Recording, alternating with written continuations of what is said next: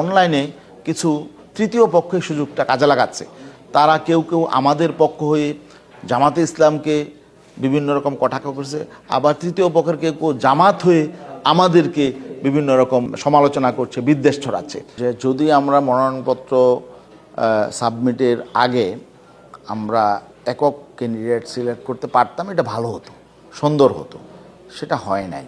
আর যে মনোনয়নপত্র সবাই সাবমিট করেছে, এটাও আমাদের সিদ্ধান্তের আলোকে হয়েছে। যেহেতু আমরা একক প্রার্থী নির্ধারণ করতে পারি নাই, এই জন্যে আমাদের সিদ্ধান্তের আলোকে সব জায়গায় সাবমিশন হয়েছে। এখন কেন পারি নাই, এটা হলো বড় প্রশ্ন। দেখেন, আপনারা হয়তো লক্ষ্য করেছেন যে একেবারে শেষ পর্যায়ে এসে আরও কিছু রাজনৈতিক সংগঠন আমাদের সাথে সম্পৃক্ত হয়েছে। তো হওয়াতে আমরা আলোচনা একটা পর্যায়ে নিয়ে এসেছিলাম, তারপরে কিন্তু দেখা গেল আবার বিন্যাস করতে হয়েছে, তাই না? পুনর্বিন্যাস করতে হয়েছে। এই সময় কভার করা যায় নাই। তো বুঝেনি তো, এখানে তো অনেকগুলো রাজনৈতিক দল, এদের মধ্যে তো সবাই যে একই চিন্তার থাকবে তা তো না, সবার একরকম দাবি থাকবে তাও না।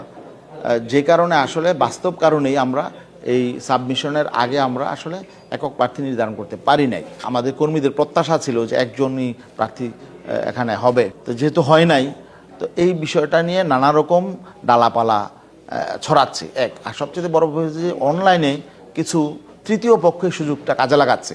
তারা কেউ কেউ আমাদের পক্ষ হয়ে জামাতে ইসলামকে বিভিন্ন রকম কটাক্ষ করছে, আবার তৃতীয় পক্ষের কেউ কেউ জামাত হয়ে আমাদেরকে বিভিন্ন রকম সমালোচনা করছে, বিদ্বেষ ছড়াচ্ছে।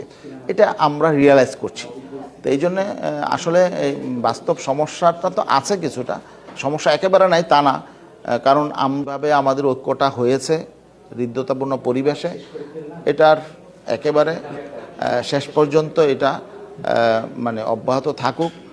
এবং আমরা আরও কিছু পথ, আমরা তো চাবো যে ইসলামী শক্তি ঐক্যবদ্ধ থাকুক সব সময়ের জন্যই, তাই না? বিশেষ করে এই নির্বাচন নিয়ে মানুষের মধ্যে যে প্রত্যাশাটা তৈরি হয়েছে, এই আমাদের এই ইসলামী শক্তির, ঐক্যবদ্ধ শক্তির পক্ষে যে জাগরণ তৈরি হয়েছে, তো এটাকে তো আমরা ব্যাহত হতে দিতে পারি না।